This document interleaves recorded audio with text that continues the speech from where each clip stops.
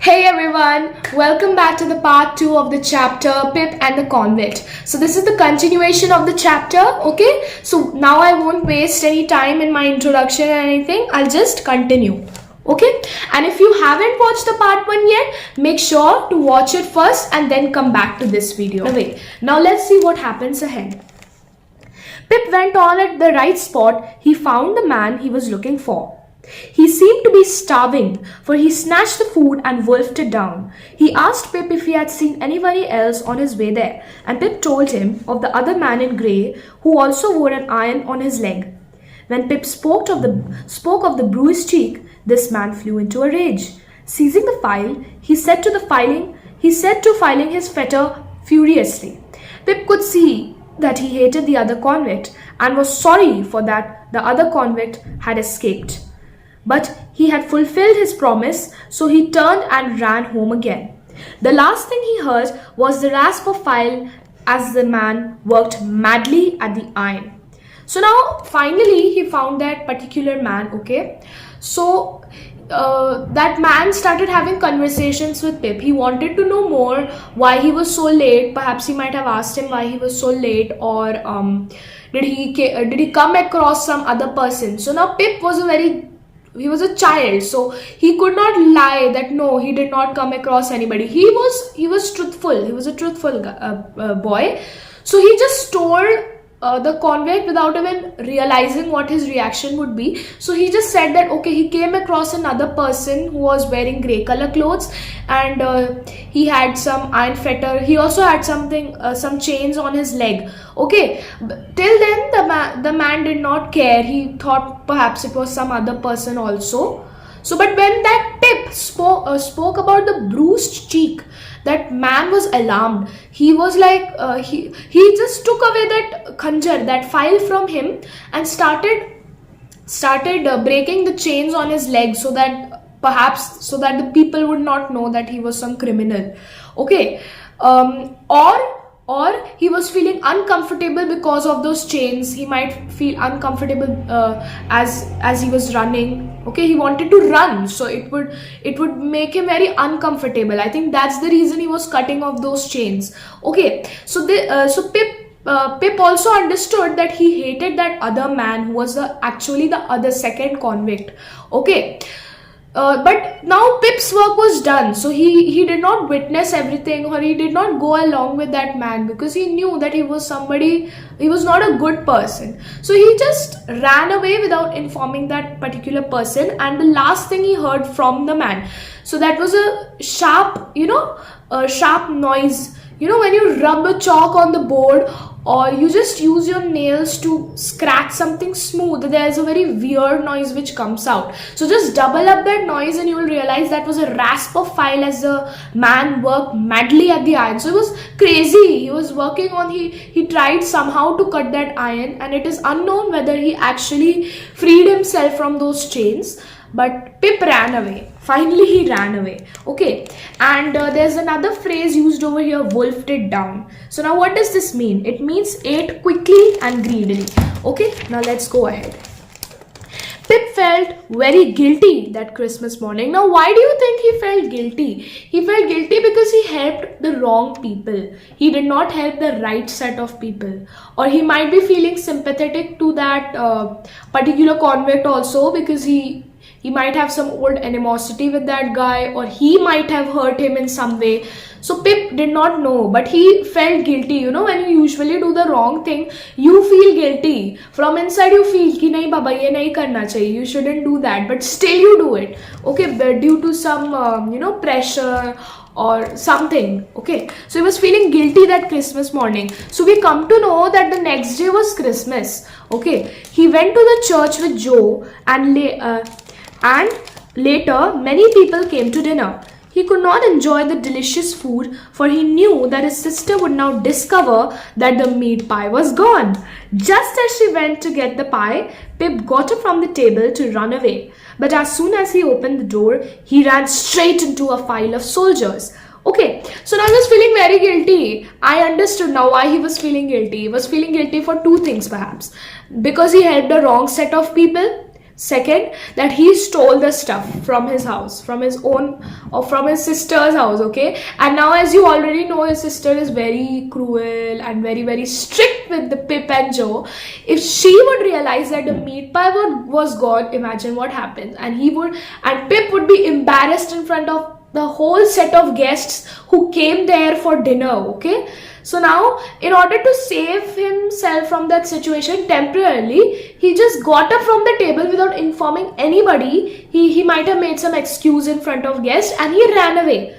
He started running away. He went to the main door, and as soon as he opened it, he came across some soldiers, the file of soldiers. So file here does not mean that khanjar. Now here it is in third meaning, another meaning.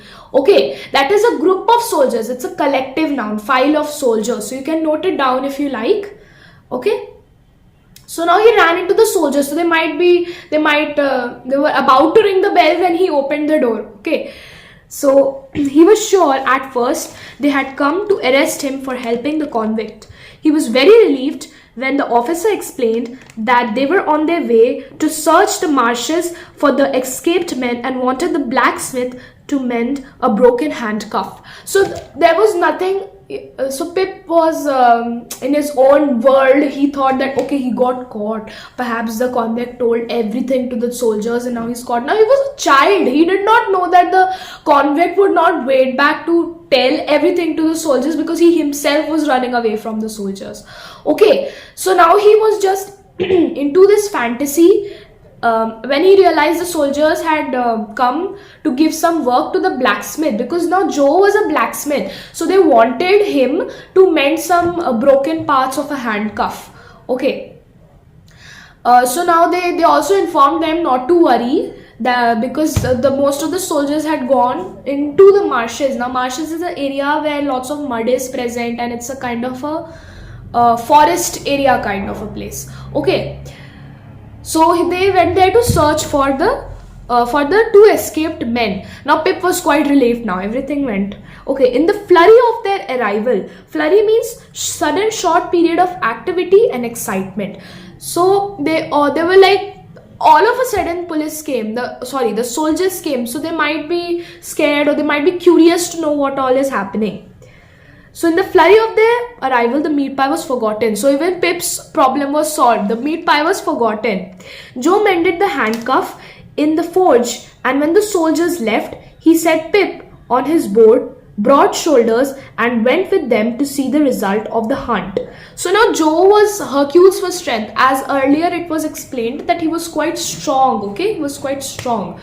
So he just took Pip on his shoulders because he was a child. He was a small child. Now if he was a child, he could walk, but as out of love and affection we do it. So he just picked him up he just went with the soldiers to see now what is happening, what was the result of their hunt. Okay, it was sunset when the party entered the marshes. Now party here is not that birthday party or Christmas party or winter party. The party is the group here. It is referred to the group of people who are doing the same sort of work. Okay, entered the marshes, the searchers opened into a wide line. All of a sudden they stopped when they heard a confused shouting coming from a distance. They ran towards it, cocking their guns, and Joe, with Pip on his shoulders, followed. The shouts became louder. All at once, they came to see a ditch, the convict, whom Pip had fed, and the convict with the bruised cheek in it, fighting fiercely. So now, the excitement has started rising, right? What happened ahead? Okay, so now, it was sunset time. They're just describing the time of the day. Okay, so now the whole group of people, including Pip and Joe, don't forget. Okay, this is very important part. Remember that Pip and Joe were accompanying the soldiers. I don't know anything about Mrs. Joe. Okay, so don't blame me for that later. Okay, so now they went, and all of a sudden the soldiers heard some confused shouting in the sense they did not know what kind of shouting was that. It wasn't a shout, it wasn't a call for help or anything. It was some very weird kind of shouts.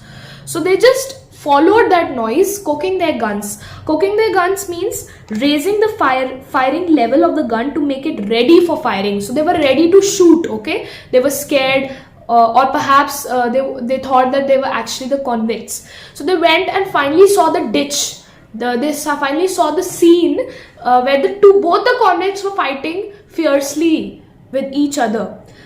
Okay, so the convict who Pip had fed and the convict with the bruised cheek in it fighting fiercely. The soldiers seized and handcuffed them both. Seized means caught hold, and handcuffed means just caught hold of both their hands and put that, in Hindi we call that hatkadi. So they just handcuffed them with the chains to bring them back to captivity. Okay, the man with the bruised cheek was pale and trembling, while the other boasted that he had dragged the man he hated back to captivity, even though it cost him his own freedom. So now both the mans had opposite kind of personality. Pip also knew that, because once he came across the second convict with the bruised cheek, he did not want Pip anymore. Okay, he just ran away. So now we realize here that the man with the bruised cheek was actually a very weak one, and I think he might have done the stuff out of some kind of a pressure or out of some harassment. So he did not mean to do that, but I think he somehow did it. Okay, so he was very scared. He was pale and trembling with fear, and the other one who was very brave and strong, he was boasting that, "Arey, I just dragged that man and I just hit him and I just caught hold of him because he was my enemy. I hated him." Okay, but he knew somewhere in his heart that even he would be punished for whatever he did. Okay, so but still he stayed back to boast about himself arrogantly. Okay, while the soldiers were preparing to take the prisoners back, Pip's convict saw the boy standing there with Joe. Pip hoped that the convict would not think that he had bought the soldiers. He felt reassured when the convict told the officer in everyone's hearing that the previous night he had broken into a house where the blacksmith lived near a church and had stolen a meat pie. Pip was very relieved that Joe heard it. Now, okay, Pip was quite saved out of both the situations all of a sudden just because of that convict. Okay, so now he and Joe were also there with the soldiers to witness the scene. So he did not want the convict to think any bad of him. That's why he began feeling uncomfortable, but then he felt reassured. Reassured means less worried about something. So now he felt okay when when the convict described that he went into some random blacksmith's house and stole a meat pie. Okay, perhaps Pip might have told him that Joe was working as a blacksmith, so he just described it in detail. Okay, Joe and Pip returned home to recount their adventure, but neither of them, nor even afterward, did Pip find the courage to tell Joe what part he had played. He did not want Joe to think him worse than he really was. Pip never forgot the adventure in the churchyard, but as time went on, the memory of it grew dimmer. So now whatever happened, but still Pip could not tell what he did for the convict, because then Joe might feel bad about it. He was a kid, he did not see, he was a very small child. I'm re-emphasizing on this, he's a very small child. So he does not know that Joe would not think anything. He knew that it was out of compulsion, he wanted to save his own life, and that's the reason he did so. But he did not want to tell it. And as time went on, he forgot about everything. Not everything, but the memory grew dimmer. He did not bother about it anymore. One morning, after a few months, Mrs. Joe sent Pip to the village inn with a message. Pip found Joe sitting with a stranger, a secretive-looking man who held his head on one side and kept one eye shut all the time, as if he were taking aim with a gun. This man, when he heard Pip's name, looked at him with a curious wink. And when no one but Pip was looking, he took out of his pocket the very file Pip had stolen from Joe's forge and stirred his drink. Okay. So now, one evening, Mrs. Joe sent the Pip to the village inn with a message. Now, what is an inn? Inn is a place where because they were of olden times. Okay, so this is a place where you go. It's an office kind of a place where you go to submit your submit the letters and whatever letters and parcels you want to give to somebody else. They did not have emails or mobile phones, computers and televisions or smartwatches or AirPods or whatever we have today. He did not have anything of that sort. So he had to go to the village inn. So now he lived in a village, so he had to go there in the inn. And there are some restaurants also made around that inn or inside that inn for the entertainment also. Okay, or if they want to send a longer message or there's some problem, they can sit and have some drink or something meanwhile. Okay, so he found out Joe also there. He had also gone out for some work, and then he found out that Joe was also sitting with some other man he did not know about. So now he's describing the man. He was a secretive man. He looked as if he was very mysterious kind of a personality, and he kept one eye shut all the time as if he was taking aim with the gun. So now when you take aim with the gun, you are like keeping one eye shut for aiming that. Okay. So when this man heard Pip's name, he was quite surprised. Now he looked at Pip with a very curious wink. Curious wink means he couldn't wink because already one eye was shut. So he just looked at him like with a curious wink. Okay, and then he took out that file which he had given to that convict, remember, and he stirred his drink. It was just a way of informing Pip that he no need to be scared of that man. He was just the convict's friend. Okay. Immediately Pip knew that the man was a friend of the convict he had aided, he had helped. When Pip left the inn, the stranger called him back and gave him a shilling wrapped in a piece of paper. So now perhaps even Joe might have left the inn, or he might not have. We don't know about Joe, what he was doing, but I feel he was just there. Okay, and when he went out of the inn, he did not bother. He was like, okay, there might be some person, he understood it, he was Pip's friend, but he did not dare to say anything to Joe, right? Who would want to say? Okay, he had kept it a secret all this time. So now when he went out, that man called him back in through Joe or somebody and gave him a shilling wrapped in a piece of paper. Now what is a shilling? A former unit of British currency. So now in Britain, I think this is an old currency because now I don't think shillings work in British countries. Okay, in Britain. So shilling. So there was, he gave him a shilling wrapped in a piece of paper. So he did not want to show that money to anybody else. So he just gave him like a homemade envelope and he gave it to him. Okay. When he got home, Mrs. Joe, who took the prize away from him, discovered that the piece of paper was in reality 2 blank notes, and both Joe and she wondered at it. By the time Joe tried to find the stranger to return his money, he had already left the inn. So the identity of the man always remained a mystery to all but Pip, who knew in his heart that the convict was taking his means to repay him. So now when he got home, Mrs. Joe was very strict, right? So she took away the prize from him, and she realized that there were 2 blank notes. Okay, and Joe and she, both of them wondered at it.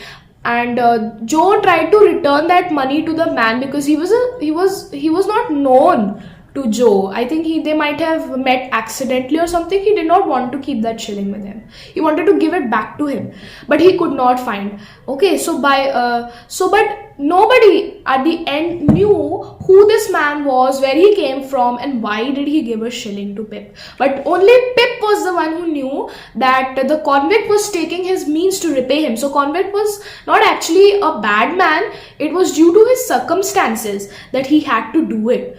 So he was trying to thank Pip for helping him. Okay, and he was showing his gratitude towards Pip in the form of money. Okay, so this chapter is adapted from Great Expectations by Charles Dickens, and hope you like this explanation of mine. Until it's me next time zooming out.